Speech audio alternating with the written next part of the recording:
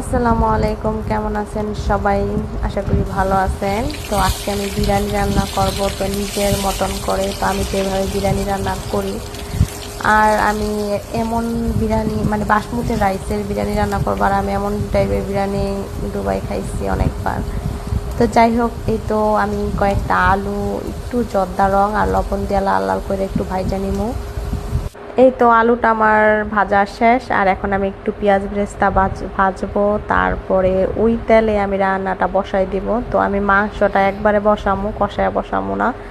তো তেলের ভিতরে আমি সব কয়েকটা মাংস, মানে আমি 1 কেজি মাংস নিছি, আর চাল নিছি 1 কেজি একটু কম আছে। তো যাই হোক, এই তো তো মাংস দিলাম, আর পেঁয়াজ একটু বেশি দিব, কাঁচামরিচও দিয়ে দিছি। তো সব মশলা আমি এক এক করে এখন দিয়ে দিব।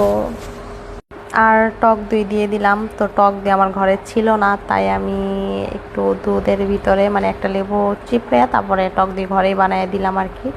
আর পেঁয়াজ বেরেস্তা একটু দিলাম, গরমের মশলা, আদা রসুন বাটা, তারপরে স্টার, জয়ত্রী, আর ঝাল দিব অল্প পরিমাণ। হলুদও আমি অল্প একটু দিছি, বেশি মশলা দেওয়ার দরকার নেই।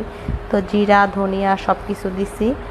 আর লাস্টে দিছি ঘরে একটা বিরিয়ানির মশলা ছিল, মশলার প্যাকেট, তো অল্প একটু দিয়ে দিলাম যদি বিরিয়ানির একটু ঘ্রাণ ট্রান আসে আর কি। আর এই তো সব মশলা দেওয়ার পরে আমি চামচ দিয়ে ভালো মতন এখন মিক্স করব। তারপরে একটু পানি দিব না, একদম কষাই নিব অনেকক্ষণ সময় নিয়ে। তো ওদিকে মাংসটা কষাইতে কষাইতে এদিকে আমি চালটা আবার ভিজায় রাখতে হইব 15-20 মিনিট। তো যাই হোক, এই তো চালটা আমি ভিজায় রাখলাম। আর এই তো কাঁচামরিচ দিয়ে দিলাম, আর আমি লবণও দিছি, আমার বলতে মনে নাই কা। তো এইদিকে আমি একটু নাইড়াচাড়া কষায় টষায় নিতেছি। তো একদম এই তো ফাইনালি ভালো মতো আমার কষানো শেষ। এখন পরিমাণ মতন পানি দিয়ে দিব। আর মাংসটা কিন্তু আমি অনেকক্ষণ কষাইছি, এই কারণে বেশি পানি দিব না, অল্প পানি দিব। তো হওয়ার অপেক্ষা এখন। তো এদিকে আমি চালটারে একদম এখন অর্ধেক সিদ্ধ করে নিব। তো এদিকে আমি হালকা একটু জিরা আর গরমের মশলা, লবণ, তো আর সয়াবিন তেল পরিমাণ মতন এখন আমি দিয়ে দিব। তারপর আর 2 পিস লেবুর রস দিব, তো চিপড়ে আর রসটা আমি দিয়ে দিব। তো 2 টুকরা লেবুর থিকা। আর লেবুর রসটা দিলে হয় কি, চালটা ঝরঝরা হয়, অনেক সুন্দর হয়। এই তো এদিকে আমার মাংসটার একদম রান্না শেষ, আর এদিকে এখন আমি আলুটা দিয়ে দিব। আলুটা দেওয়ার পর নাইড়া চাইড়া চাল একদম কমাই দিব। আর ওদিকে আমার চাল কিন্তু বলক চলে আসছে। তো চালটা কিন্তু পুরাপুরি সিদ্ধ করা যাইব না, অর্ধেক সিদ্ধ করতে হইব। আর আমার এই তো চালটা পুরা পারফেক্ট সিদ্ধ হয়ে গেছে।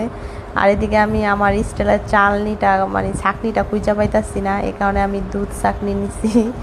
তো কত বুদ্ধি দেখছেন, দুধ চাকনিটা সাইকা সাইকা চালনিতে উঠাইতেছি, ওদিক থেকে ঝরাই আবার দিতেছি।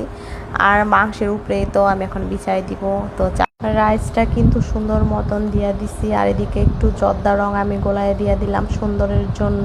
তো পেঁয়াজ বেরেস্তা দিব, কাঁচামরিচ দিব, সব কিছু দিয়া 10-15 মিনিটের জন্য ভাপে রাইখা দিব। একদম জাল কমাই দিতে হইব, নিচে যা আবার পোড়া না লাইগা যায়।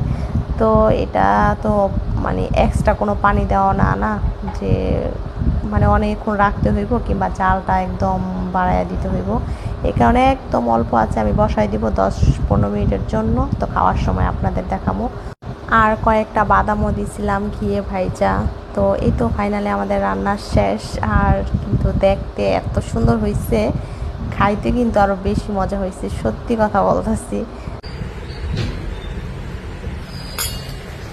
কেমন হয়েছে আকাশ?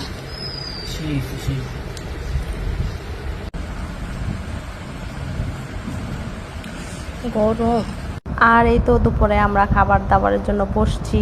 তো দেখতে পারতেছেন, আকাশে জিজ্ঞেস করতেছি কেমন হয়েছে, বলতেছে সেই হয়েছে, কত মজা হয়েছে। আর এদিকে গরম গরম খাইতেছি, আর এত মজা হয়েছে আলহামদুলিল্লাহ, অনেক ভালো খাইলাম। তো আপনারা এইভাবে বাসায় ট্রাই করতে পারেন, অনেক মজা ছিল। আমি কিন্তু খাওয়ার পর আরও একটু নিচ্ছি, আমার কাছে এত ভালো লাগছে। একদম পারফেক্ট মতন মাংস সিদ্ধ হয়েছে, আলু সিদ্ধ হয়েছে, চালও সিদ্ধ হয়েছে। তো আজকের ভিডিওটা এই পর্যন্তই। আল্লাহ হাফেজ।